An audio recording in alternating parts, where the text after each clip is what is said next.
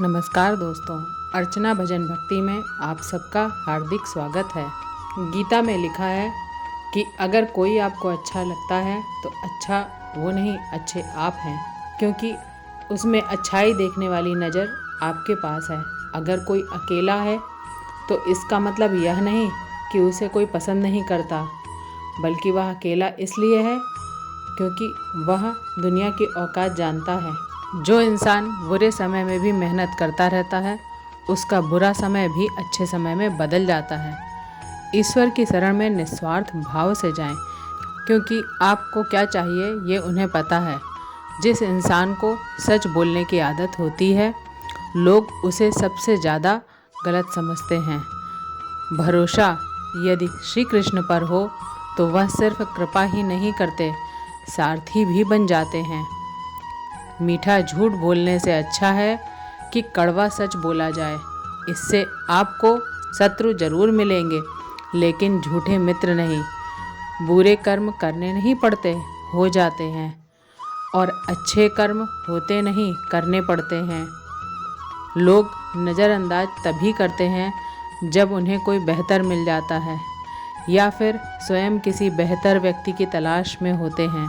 इतना मत बोलिए कि लोग आपके चुप होने का इंतज़ार करें, बल्कि इतना बोलकर चुप हो जाइए कि लोग आपको दोबारा सुनने का इंतज़ार करें।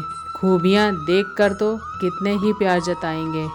ज़िंदगी में जगह उसे दो जो कमियाँ देखकर साथ न छोड़े। आजकल ज़रूरत से ज़्यादा अच्छा होना भी ज़रूरत से ज़्यादा जलील करवा देता है।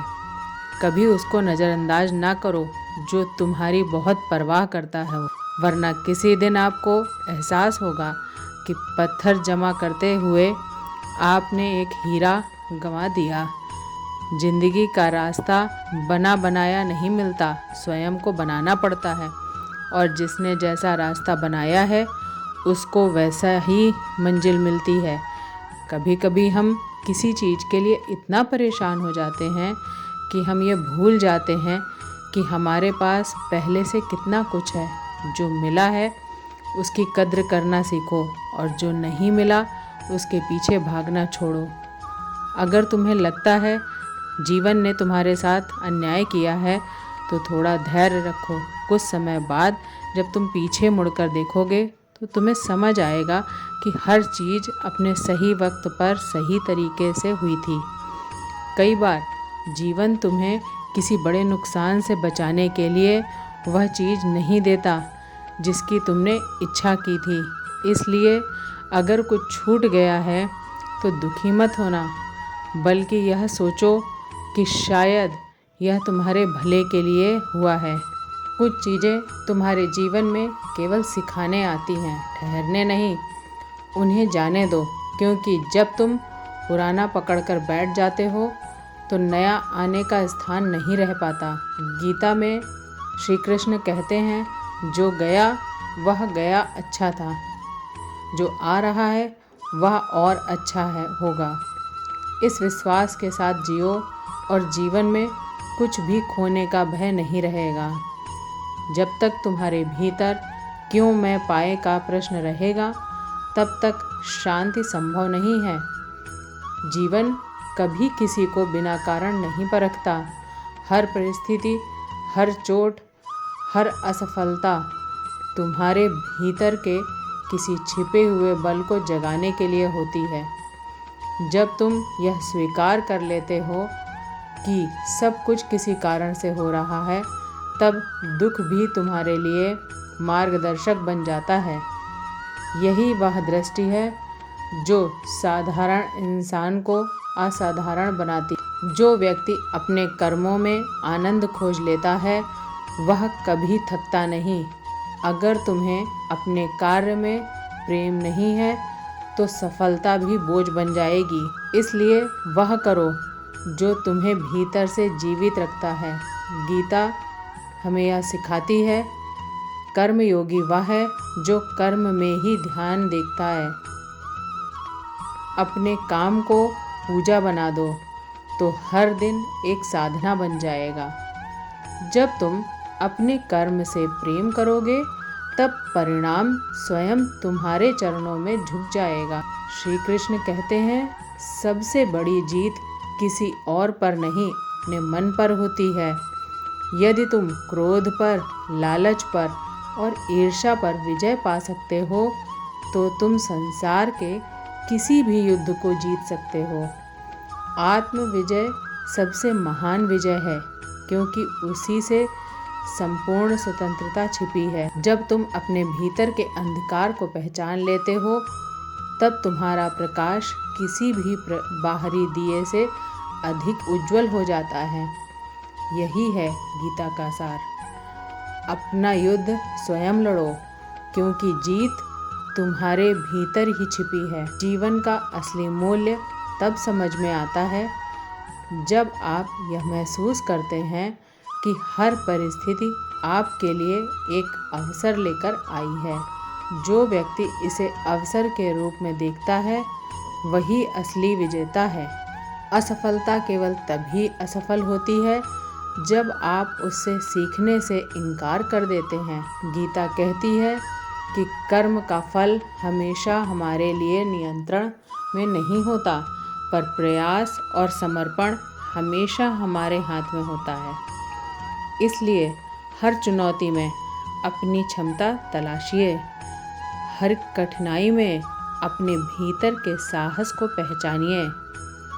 यही दृष्टिकोण जीवन को एक यात्रा से एक विजय अभियान में बदल देती है। दूसरों के अनुभवों को देखकर सीखना महत्वपूर्ण है, परंतु उसे अपने कर्म से जोड़ना और लागू करना अधिक आवश्यक है। जो व्यक्ति केवल पढ़ता है और सुनता है, वह ज्ञान में सीमित रह जाता है। श्री कृष्ण कहते हैं, कर्म ही आत्मा की परीक्षा है, इसलिए अनुभवों और सीख को अपने कर्म में बदलो। जब तुम्हारा हर कर्म सीखने और सुधारने के इरादे से भरा होता है, तब जीवन स्वतः मार्गदर्शक बन जाता है। कभी कभी हम अपने अनुभवों को भी नज़रअंदाज कर देते हैं। जो बात कल सीखने योग्य थी, उसे आज भूल जाते हैं। यही कारण है कि कर्म में निरंतरता आवश्यक है। श्री कृष्ण कहते हैं, योगस्थ कुरु कर्माण, कर्म में लीन रहो। यदि तुम लगातार अपने अनुभवों से सीखते हुए कर्म करोगे तो जीवन धीरे धीरे तुम्हारे पक्ष में ढल जाएगा। कर्म में धैर्य सबसे बड़ा साथी है।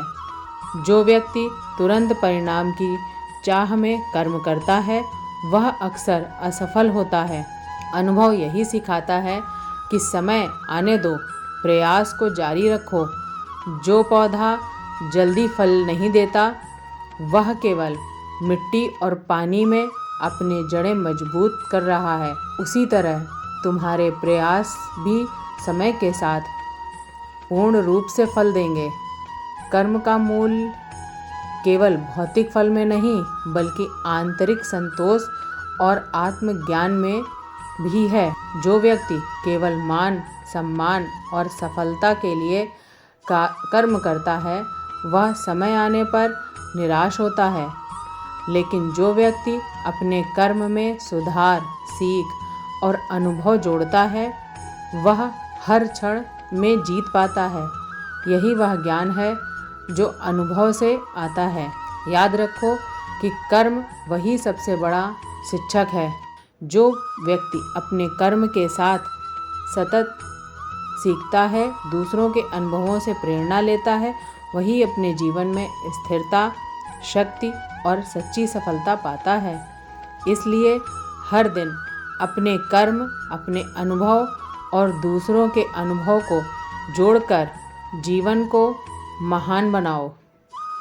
कर्म का सबसे बड़ा रहस्य यह है कि वह केवल परिणाम का माध्यम नहीं, बल्कि अनुभव और सीख का स्रोत है। जब तुम हर कार्य को पूरी ईमानदारी और समर्पण के साथ करते हो, तब सफलता भी तुम्हारे लिए एक शिक्षक बन जाती है।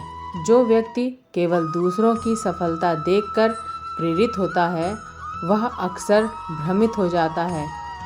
सच्चा ज्ञान और शक्ति केवल वही प्राप्त करता है जो अपने अनुभवों को आत्मसात करता है, हर परिस्थिति में अपने कर्म को सुधारने का प्रयास करता है। यही तरीका है जिससे जीवन एक साधना बन जाता है और हर अनुभव तुम्हारे भीतर स्थायी बदलाव लाता है। अकेलेपन को कभी अभिशाप मत समझो, बल्कि इसे आत्मा की आवाज़ सुनने का अवसर मानो। जब कोई तुम्हारे साथ नहीं होता तब तुम्हें स्वयं पर विश्वास करना होता है। यही आंतरिक शक्ति तुम्हें हर तूफान और कठिनाई से बाहर निकालती है। आज के वीडियो में बस इतना ही। वीडियो पसंद आई हो तो लाइक करें, शेयर करें और चैनल को सब्सक्राइब करें। जय श्री कृष्णा।